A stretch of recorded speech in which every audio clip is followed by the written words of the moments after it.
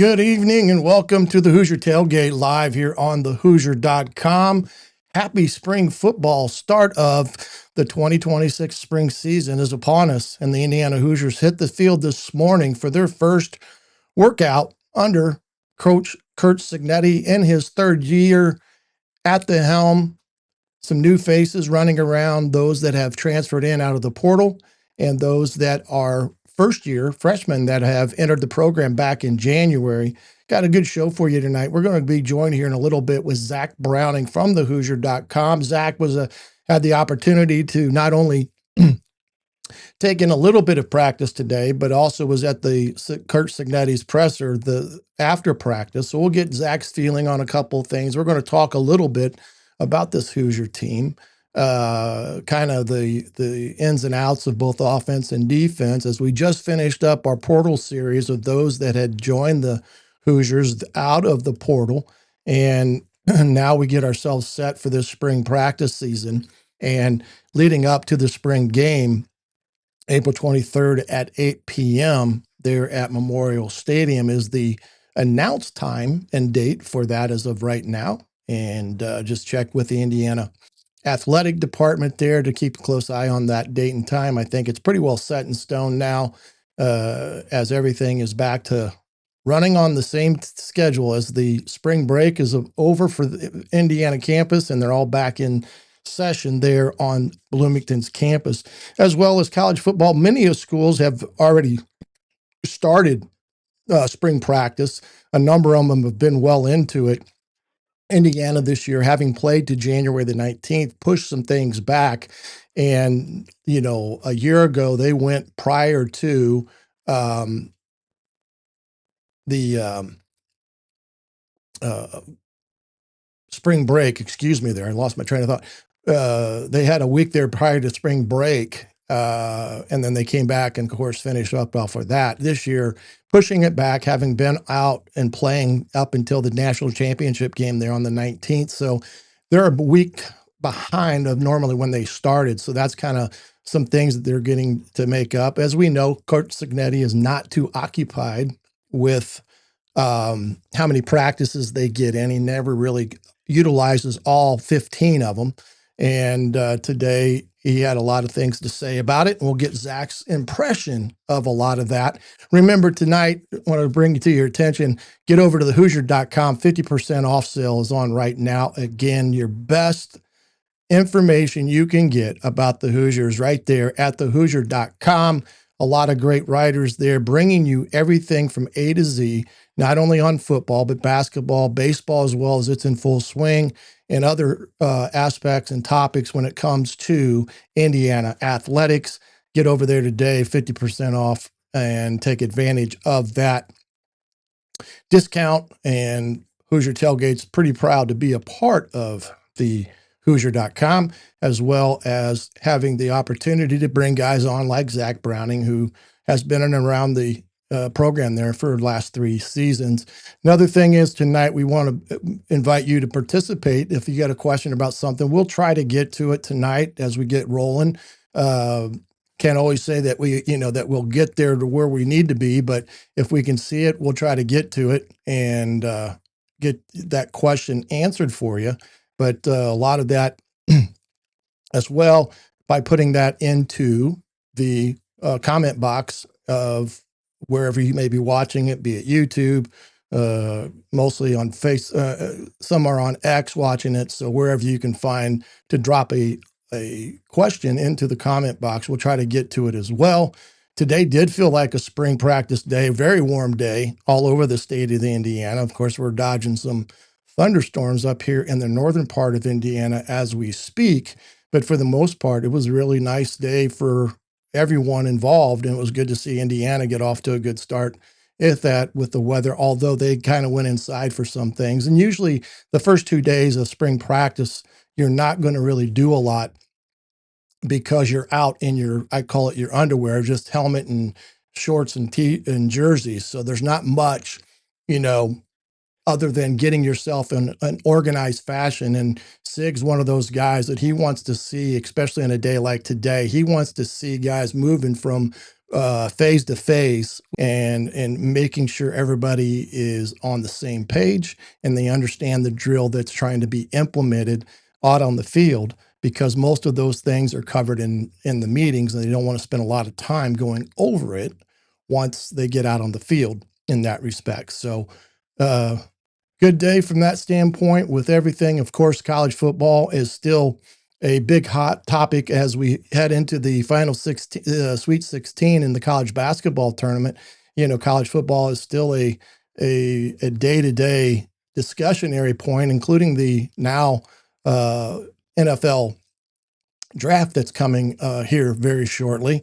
And there's been a lot of, I don't want to say controversy, but there seems to be a lot of debate at this point in time on who may be the better quarterback, Fernando Mendoza or Ty Simpson out of Alabama. Dan Orlovsky from ESPN kind of got himself into I don't know if it was tied up a little bit, but with Pat McAfee's show, because Dan Orlovsky really likes Ty Simpson better than he does Fernando Mendoza. Now, that doesn't mean because he likes one over the other doesn't mean that the other one is not good enough. It has nothing to do with that. Many things go into a evaluation of a player, and he likes Ty Simpson just because he thinks he's a little bit more NFL quote unquote ready in the type of throws that he was asked to make at Alabama. Now, I don't think that as much as Fernando wasn't given those opportunities, but he had those opportunities to make those throws. But you got to take everything into account. Having a great rhythm, throwing the ball, all that makes on time, all makes perfect sense. But when it comes down to it, how do you play between the white lines is the most important aspect of things, and therefore more important with everything that goes with that heading into the draft that's coming up here shortly. So a lot of talk about the draft in terms of Ty Simpson and Fernando Mendoza. Also saw where Omar Cooper has moved up in some of the respects of the draft up to about the 23rd pick, as some of them are predicting now. Some are predicting Surratt, maybe not until the third round, but Omar Cooper seems to have made a jump. Although he hasn't appeared on a lot, Kalon Black has been a name under the radar, so to speak, but there's a lot of teams out there that have an interest in him. I know Kamara today, I think, was up to talk with the Chicago Bears. And so a lot of these Indiana guys are getting a chance to have some talks with some programs, and all on April 1st, we'll have a chance to work out with all that groups that are here. I'm going to try to bring in our guest right now and get him on here as quickly as possible. Hopefully he can hear me okay. Zach, can you hear me there? Yep, I got you. All right. Good to have you here, man. I know it's been a while. Of course, you've been busy, of course, with the basketball season and everything since January 19th. Football's got put away for a little bit, and we've all kind of been catching our breath a little bit as we've gone on here. But, we're back into the full swing of it here, and it's going to be a whirlwind of 3 weeks here. Spring practice is really going to be kind of a don't blink moment because of them starting a little bit later than they have in the past. But a lot of things are happening in and around the Hoosier program at the moment. Today, first opportunity practice wise. And, we're going to get your thoughts on some of that, but kind of what I wanted to do tonight. One of the biggest things I think we all get a little sidetracked from after the season and after you get the 26 class wrapped up, you lose a little sight on the 27s and the 28s that are in the recruiting wheel right now. And I know that Indiana had some, really good visitors out there today. And, one of them being Brady Quinn, the quarterback that they have a high opinion of, and was able to get him on campus. And I thought that was a big one as well. But who were some other ones there that were on campus today that you feel that Indiana, has a pretty good shot of landing here in this 27 class, even though we're awful early in that process? Yeah, I think that's the important thing to monitor and to remember is that we are kind of early in this process of, who is and who might not be on Indiana's radar come actually time to land some of these commitments. But if you're looking at the 2027 class specifically, obviously the big one, the big top dog that was on campus today was Monsoon Sales, the Lawrence North wide receiver, one of the top players in the entire country. Indiana continues to be in a good spot with him. That official visit for Monsoon Sales, if I look at my notes real quick, is April 24th. That's little 5 weekend. This was an unofficial visit today, recording this on Thursday. This was an unofficial visit for Monsoon Sales, but he continues to remain one of the top dogs. There was a 2027 offensive lineman. I'm going to butcher the name, but Lual Aliu. He's a Missouri commit right now. We'll see if Indiana ends up pursuing him as a flip candidate. I'm not 100% sure they will at this point, but we'll see how things progress from there. And then there's some other handful of guys, some specialists, but there's guys, Trey Hopkins, Daryl Flemister. Those are some guys to keep an eye on for Indiana. But there's a lot of guys over the next couple of weeks that will kind of separate themselves. That's what spring is about. You get guys in and you bring them in and you say, all right, who is the kind of guys you get to actually talk to them if you're the coaching staff? And I think you can really start to separate and kind of weed out your 2027 board from there once you can get these guys on campus and start building those relationships and seeing who is a realistic candidate for us to bring in if you're Indiana. Yeah, and again, these guys are early in the process, as we all know, and I think that's the one thing with some of these kids. They may be committed, whether it's to Indiana or elsewhere. It's still very early, and those things are very fluid when you talk about where a kid may be going or not going. And usually, what a offer at this time of year or whenever this and whenever a recruit was offered was more or less, hey, we want to get to know each other a little bit here, and the offer may be non-committal at the moment for them to receive the commitment, but they're just letting the kid know that they have a great interest in them, and that's what you see with a lot of these offers that head out in that respects. Brady Quinn, the quarterback, I kind of think that was a little surprising. He's out of the 28 class that he was able to get in on the campus today for today's practice and stuff. I think the one thing I think with quarterbacks that I think is maybe a question or maybe something that maybe even ultimately being used against Indiana. Indiana's on their third quarterback to start the season this year with Josh Hoover coming in from TCU. And you got these quarterbacks that are within the system that were recruited by Cignetti, but yet none of his recruited quarterbacks per se have broke the starting lineup, and they lose Alberto Mendoza for the very fact of bringing in another quarterback. What's your thoughts on that? Does Indiana have a potential? I don't know if it's a problem per se, but this is their third quarterback in 3 years. They don't really have anybody in the system that has, come up as experienced as Alberto was, but yet again, they weren't ready to turn over the offense to him. Yeah, that's the thing. It's twofold. You obviously, if you're Kurt Cignetti and if you're Indiana, you want a quarterback with starting experience and starting experience preferably at the power conference level. And of course, if you bring in a high school kid and they sit behind a quarterback for 1, 2, 3 years, they're obviously not getting that starting experience. So if you're Kurt Cignetti, what it really boils down to and what it really comes down to is, do you trust a guy that doesn't have starting experience per se, but maybe has some experience coming in as a backup, or maybe just has 2 or 3 years in the system and with the team and in the program? Do you trust that kind of guy to take over? If you look at the current roster, maybe a guy like Tyler Cherry, if he sits this year and doesn't see much playing time behind a couple of guys like Josh Hoover and Grant Wilson, maybe next year he isn't the guy either. You go portal again next year. Obviously, we're looking way off in Yeah. advance, but maybe in a year or two is Tyler Cherry with a lack of starting experience, but he's been in the program for 3, 4 years at that point. Is that a guy you trust to turn the keys to the offense over?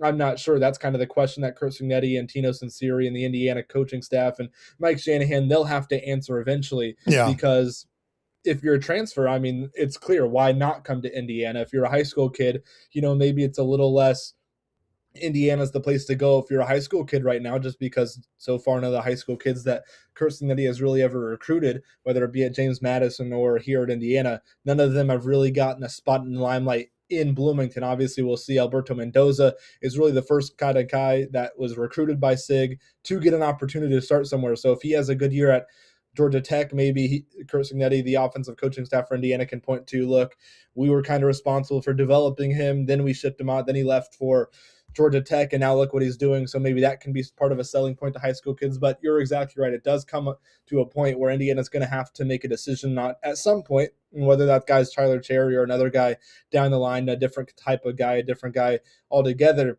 is a guy that doesn't have that quote unquote starting experience at a power conference level. Is he a guy Indiana will trust ever to turn their keys over to the offense? Yeah, and right now, I think one thing that Coach Cignetti has always said, he's more about a kid that's been productive in their body of work as opposed to someone that has potential. Well, when you talk about the quarterback situation, until you have a starter, it's all potential within your ranks, and that's where they've decided to go out and get that quarterback. And, good, bad, or indifferent, it's worked thus far for Indiana. It only lost 2 games out of the last 2 seasons, but we'll get into that a little bit later here. But it does sound like to me, going back to this recruiting stuff, that they're getting some top kids on campus, meaning that the brand awareness has gone up quite extensively since the national championship. And it would appear that some of these kids are eventually in line to potentially get a 4 or 5 star to commit to Indiana during this recruiting season. Thoughts on that? Yeah, I think, and this has been brought up on our forums and brought up in other places too. If you are these high school kids and you are a sophomore, a junior, one of the 2028s, 2029s, even some of the 2027s, and you start thinking about who has been good in my time as a high school recruit, if I put myself in those shoes, if I'm a high school recruit in 2027, 28, 29, and I look at the best teams in the country since coaches have started to really talk to me and since I've started to accrue some offers and some interest, Indiana's one of those top teams. I mean, over the past 2 years under Curt Cignetti, there's no denying it. Indiana has been one of those best teams in the country consistently. And so when I think you look at that, these kids aren't concerned about what Indiana was 10 years ago or even 4 or 5 years ago under Tom Allen, even when Indiana was good under Tom Allen. These kids aren't concerned about that. These kids are concerned about what happened last year, what happened the year before, what is going to happen in the next 2, 3, 4 years. So when you read these comments that these kids make, and when I'm talking to these kids and they're class of 2028 or class of 2027, and you're talking to these kids and these kids are like, Indiana's a winner. All I know Indiana as, when these kids talk to me, is all these kids say is, I know Indiana as a winner. I know Curt Cignetti as a winner, and that's something that hasn't really been able to have been said about the Indiana program over the last, forever. But I think that's really telling, is that a lot of these guys and even the talented ones view Indiana as a winner. They don't view Indiana as a program that's on the up anymore. They view an Indiana as a national champion, which they are, and they view Indiana as a program that is not a blue blood, but one of those premier elite college football programs, which I think is very telling. Yeah, and again, get over to thehoosier.com. They'll have a complete list of these visitors for all the different spring practices updated on the message boards, as well as different articles throughout the month of April here about potential recruits committing. You remember, you get the site, the Rivals site, as a part of your subscription. We've got Steve Wilkfon, who is the national Rivals guy, has been very pro Indiana in terms of the kids that he's spoken with, and he has a national reach with kids. So that's another thing. You can get over there today and get that subscription. Well, let's jump into this offensive scheme of things, as you could say, I guess. And one thing I wanted to talk about today is offensively speaking, there's some guys out, it appears, and it sounds like mostly along the offensive line. We knew about some of the portal transfers that were not going to be ready, like Brock Schott, because of a hip, I believe, and then I think Carter Smith is a little bit banged up or may have had a surgery or two. What do you know from those that are kind of not full go right this moment, starting spring? Yeah, I think at this point there's not really any concerns about those guys that are maybe limited participants or non-participants right now in spring. And obviously, it's spring practice one. I think I looked it up earlier. Indiana's season opener against North Texas. I did the math. The calculations is 163 days away, I believe, is the number. So, especially for a guy like Carter Smith, who has started whatever 35 plus consecutive games for Indiana, there's not really much of a concern for a guy like that to miss spring practice. Brock Schott, all those guys that you mentioned that maybe aren't participating right now. Lee Beebe's still working his way back from that injury that he suffered that ended his 2025 season early. But those guys are still in the building. They're still in the facility. So while the physical work may not be getting done for some of those guys, the mental work is still getting there. They're still learning the playbook. If they're new, if they're a freshman, if they're a transfer, whatever it may be. So while the physical work may not be getting done or maybe getting done in a limited fashion in some of these cases, the mental work is still there. And I don't think there's too much of a concern for any of those guys. Yeah, I'm going to try to get us a little bit of a depth chart here so that we can kind of talk about some of these as we cover up our beautiful mugs here for the viewing audience, I guess you could say. But right now, Indiana, from a depth point of view, I guess you could say, and I'm going to see if I can blow this up anymore, but maybe not. But yeah, it won't let me blow it up anymore. Offensively speaking, and I know this probably is not as legible for those that are out in the television world, so to speak, but we'll try to do our best to talk about all this, and maybe it may be better for me to read it. But anyway, up front, Indiana has a pretty good core of guys coming back. Now, I know Coach Signetti said I think he's got only 11 that are competing in the spring practice at the moment because of some of those guys that are out. But you do have a pretty good returning group of guys up front. You've got Bray Lynch, who probably moved back to center. You got Drew Evans, Carter Smith. The Bruner kid from Wisconsin is probably a guy that will slot in there at the right guard spot. And then I think it's Ajane at the right tackle. But there's also some young pups trying to figure their way into this equation. What have you noticed thus far when it comes to some of that up front with some of these guys that are going to be in positions to really battle? Yeah, the offensive line is an interesting part of the team because I think you're confident if you're Indiana in the starting five, that 5-person group up front, left to right with Carter Smith, Drew Evans, Bray Lynch, Joe Brunner, and Adidamola Ajani. I think you're confident in those 5 guys if you're Indiana. The question then becomes what happens next, because I think not a secret power, but one of the things that Indiana had going for it last year was even in the national championship game when Khalil Benson's maybe not having his best performance, Ajani, a redshirt freshman, comes in, steps up, and plays. Ajani got the start in the Rose Bowl against Alabama last year in that win. So you're looking for guys beyond that 5. You know, any head coach, any offensive line coach would say they're looking for 7, 8, 9 guys at any given point that can all step in and contribute at a moment's notice. And right now, at least on paper, Indiana's got a surefire 5. But then where are you turning to after that? Is should there be an injury? Should there be a dip in playing time, or should there be a dip in somebody's ability or something like that? Should somebody not be getting it done? Where do you turn to after that? You've got a lot of guys that you recruited and a lot of guys that don't have really any experience playing at the collegiate level, whether it's an Austin Liebfried, he could be in line for some playing time, whether it's a guy like a Baylor Wilkin or Zach Merrick or something like that, Matt Merrick, excuse me, somebody like that. That's the question along the offensive line. The starting 5, the front 5, you believe in those guys, they're all proven. It's where do you turn from there? And I think that will help be answered in spring and throughout the fall as well.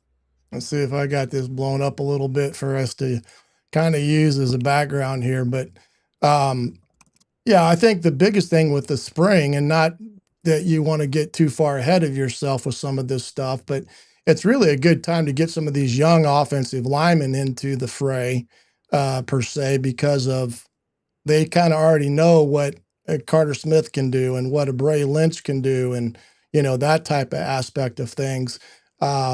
So a guy like Novak and Sampson and some of these guys are in. Evan Parker, who I think is a kid that they have a good thought about his progression as well. Those guys need as many reps as humanly possible because the goal should be coming out of camp, out of the spring practice era, is to really have a two deep set. Now, Indiana, which is ironic, does not really play that many on the offensive line. It's never been a team that's played more than their starting five at any given time. And of course, they had last year some big guys step into that aspect of things with guys that got hurt along the way. Now let's talk about some of the other positions here. We'll start with running back first because that's a room that's got an interesting dynamic in it. You got, Kobe Martin, a young man that, played sparingly this year, but did get quite a bit of opportunities. He's a red shirt, but man, he looks the part. And in the games that he was in, he produced. Now, I don't care if it's their backups or not. You got to look at what the young man did. He is a kid that you got to feel pretty excited about in terms of a young guy that's going to bring you some more years of productivity. But let's talk about some of the other guys in that room because I think it's a very good room considering they lost two of their top two rushers due to graduation. Yeah, the running back room is once again a really, really strong room for Indiana. You talk about Kobe Martin, Lee Beebe, who is still, I talked to him a couple of months ago, it was after the national championship now. He said he was still working his way back to 100%, probably won't be 100% throughout spring practice, but he was kind of off to the side today, going through drills, doing agility work and stuff like that. But he's still working his way back, and he is maybe the 1A, maybe the workhorse, the bell cow for Indiana. We'll see how things shape up there.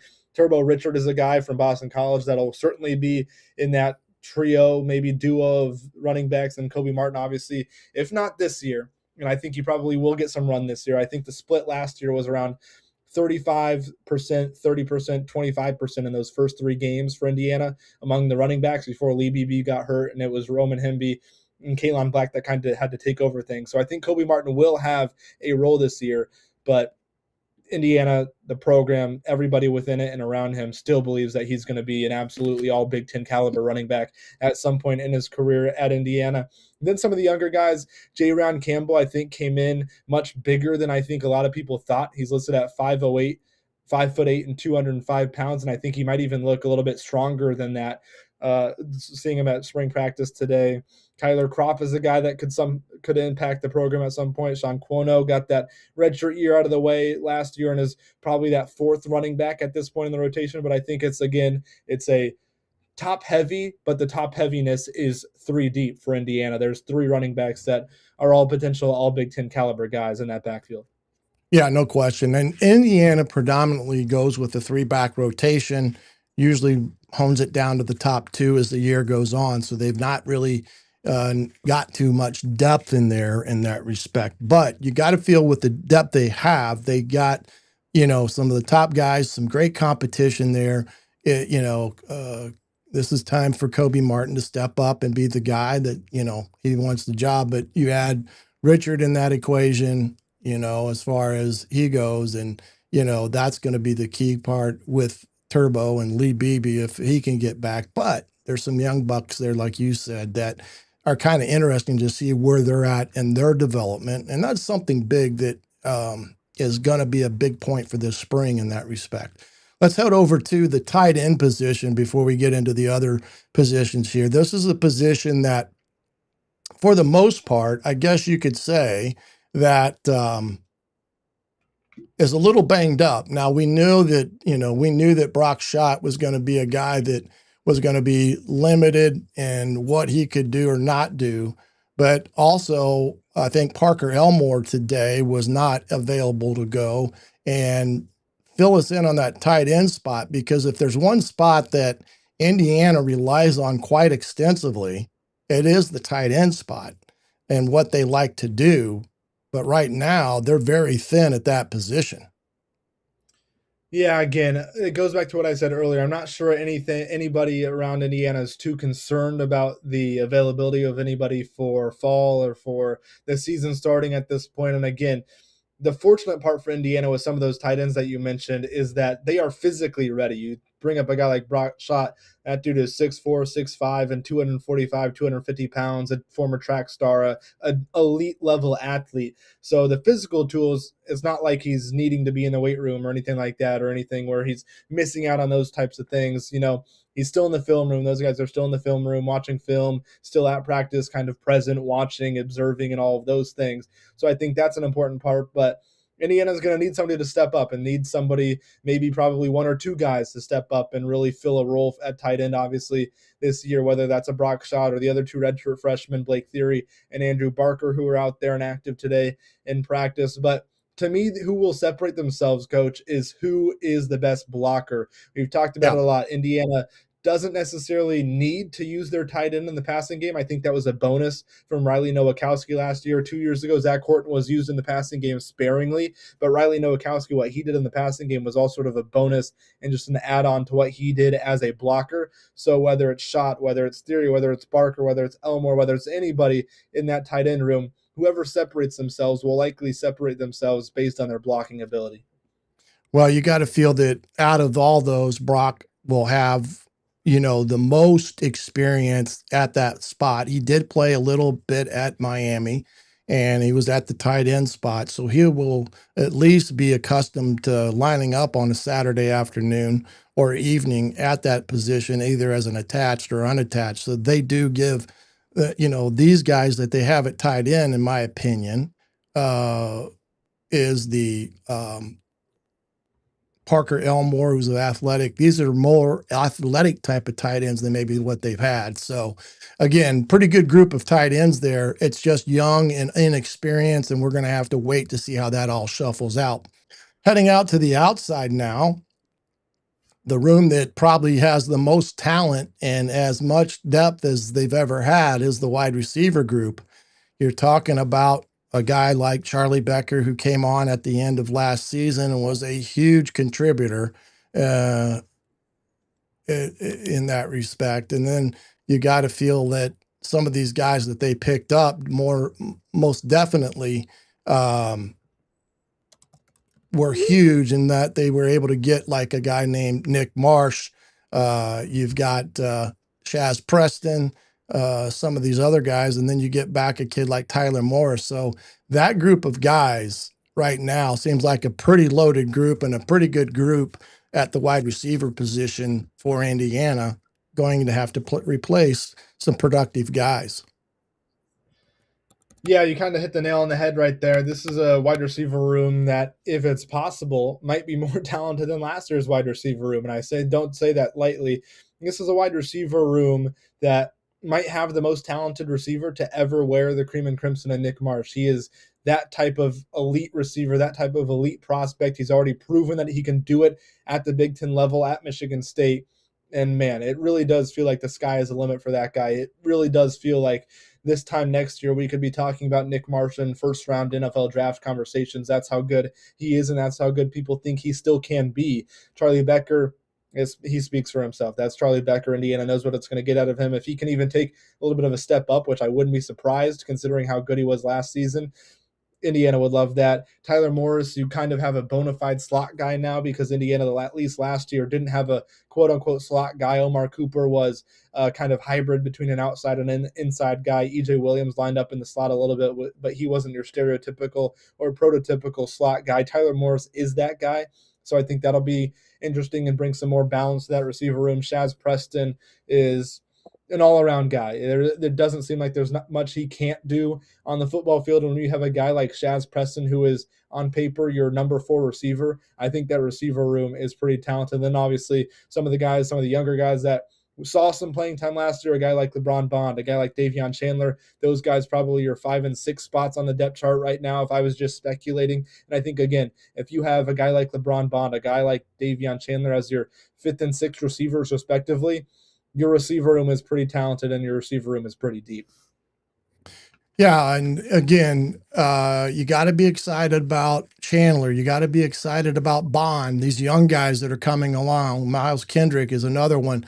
But the addition of Preston and Nick Marsh to that group was a huge offseason addition, especially Marsh, because that gives you a big, tall, linky guy on the outside that will benefit for what Indiana likes to do. And it's going to be interesting to see how that all fits in and everything as we progress forward. Well, I guess the big question is the quarterback room, because we've talked a little bit about that. Right now, you got to feel that the only person in that group that is actually game ready per se would probably be Grant Wilson, because he was a guy that was a third teamer a year ago. He transferred from out of the portal, out of Old Dominion, where he did play there. But Indiana had a big signing in the offseason with Josh Hoover, and they get Tyler Cherry back in the lineup after having set out for this past season. What did you notice there if you had a chance to watch a little bit of practice today? Yeah, obviously Hoover taking the quote unquote starting snaps at spring. So it's not really a depth chart. This is all just purely speculation. But I think anybody with the pulse would tell you that Hoover is probably the starting quarterback for Indiana. And Grant Wilson, just because and given his experience, is probably that guy behind him. He already has experience not only starting at the college level with Old Dominion, but also being a backup and being a guy in Indiana system, specifically under Signetti, under Shanahan. So I think that only just makes sense. And then Tyler Cherry, Maverick Geske, Jacob Bell, those types of guys. Indiana obviously did not take a quarterback in that 2026 class.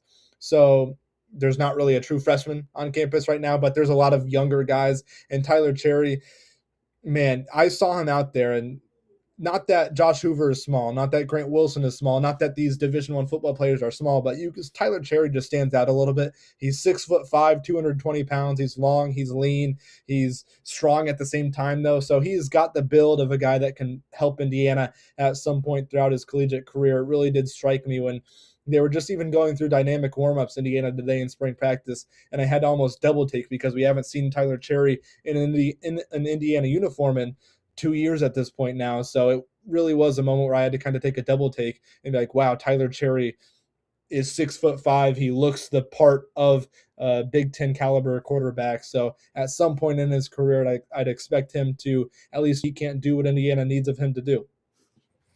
Yeah, and I do think this is, in my opinion, a big spring for Tyler Cherry, because he missed a full year.